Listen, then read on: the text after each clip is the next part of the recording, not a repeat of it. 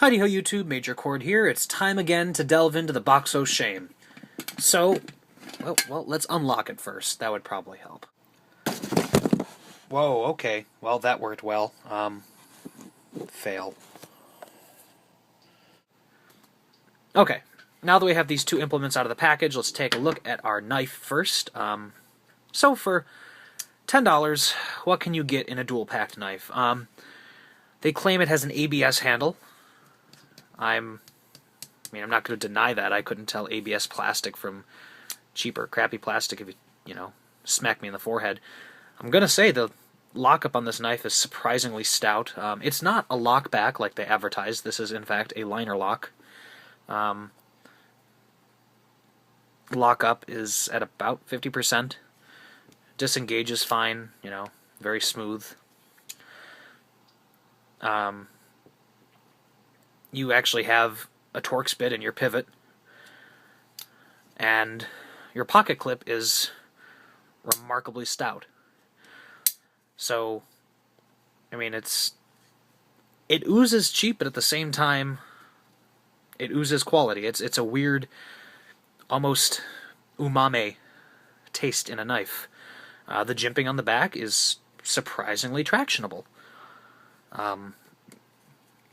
It's weird. It actually feels like a decent knife. But at the same time, I know it's probably shit.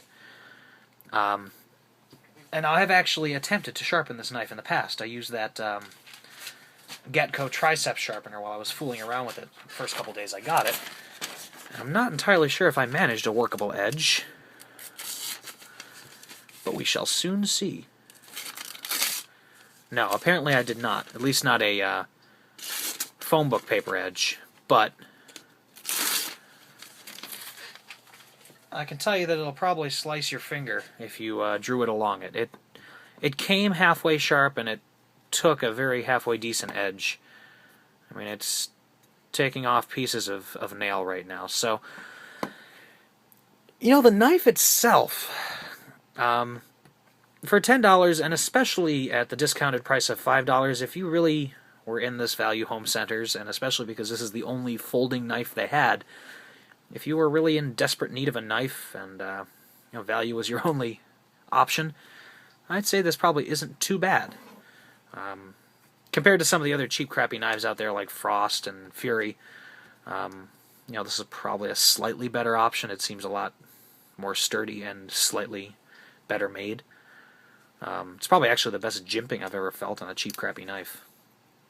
And the lockup is very sturdy. So that aside, let's take a look at our LED light.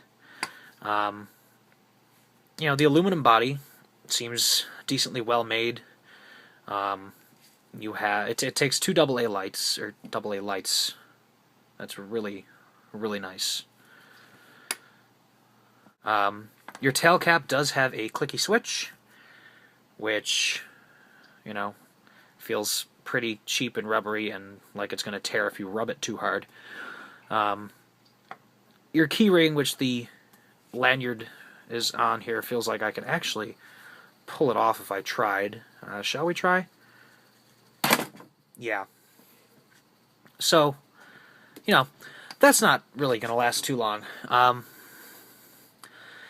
But this does take two AA batteries. Not sure what type of battery life you're going to get out of this. It is an LED, so it's probably going to suck batteries, like a baby sucks breast milk. But let's turn this on and see what type of beam we're going to get from it. Yeah, as you've noticed, this is not a fucking LED flashlight. This is a standard xenon bulb. Basically, you're getting a cheap copy of a mag light in here, complete with focusable lens, very poorly focusable lens. As you can see, there's a lot of anomalies in here. And just, let's turn off the light, see what we can do. And, yeah, look at that. A lot of artifacts.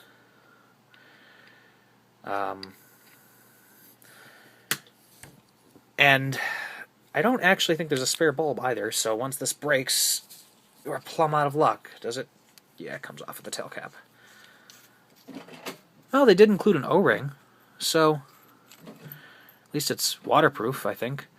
There is no spare bulb in the tail cap, so once that breaks or runs out of juice, you are plumb out of luck.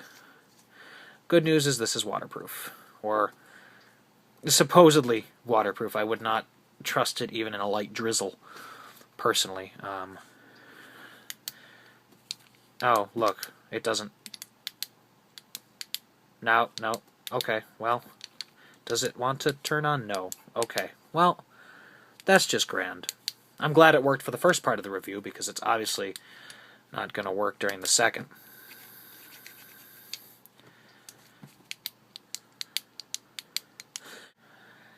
So what do we learn from this? We learned that if you want a knife and a flashlight, you buy a knife and a flashlight, and not paperweights. Thank you very much for watching. Take care.